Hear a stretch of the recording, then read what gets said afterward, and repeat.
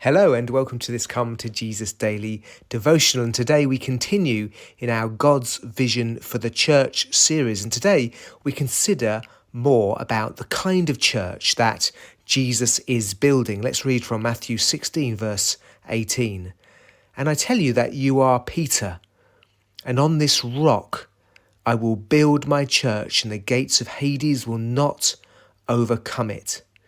Simply today I want to ask what Jesus meant by I will build my church, so as to play our part in this vital vision that, as we see, Satan wants to distract us from.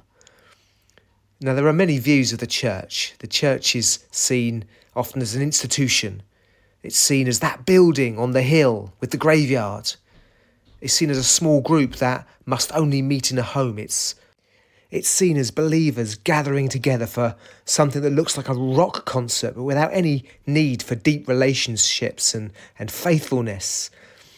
In order to be involved in building the church, today we want to briefly look at a few important truths that paint a picture of God's vision for the church. Firstly, the church is God's community that are called out and called together.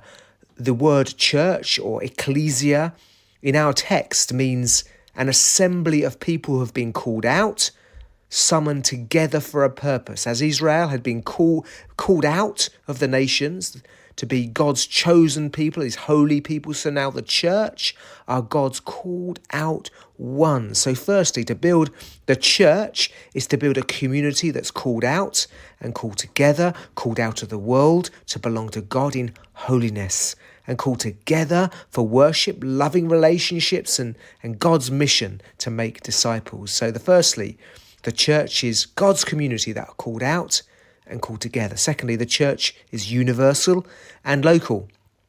Those two ideas. The church consists of all believers throughout all of history, those on the earth now and those in heaven. This is the universal church, and the church is also local. Local communities of believers who meet together to break bread, to baptize, to learn together, to be in deep relationships and support each other. So the church is universal, but that universal church needs to become and lived out in local churches. The church, thirdly, is visible and invisible. It's vital to understand that the universal and local church consists of the invisible and visible church. The visible church are all who claim to belong to Jesus. These are external Christians. They look like Christians. They look like they're living for Jesus. But the invisible church is those whom God sees as truly belonging to him.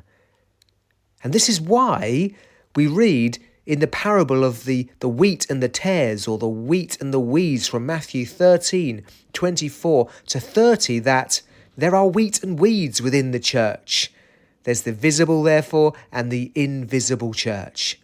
So in response, God's vision for the church he's building is of, firstly, his ecclesia, communities that are called out of the world and that he's called to belong to him. His vision is that we are fully devoted to him, having left the world behind us and being fully devoted to one another, called out and called to belong to God and to belong to one another. That's firstly his ecclesia that he's building. Secondly, God's vision for his church is communities of people who love the universal church whilst being devoted to a local church family that's led by a body of shepherds or elders. We must beware of the super spiritual excuse of loving all Christians so much that we can't love anyone very much.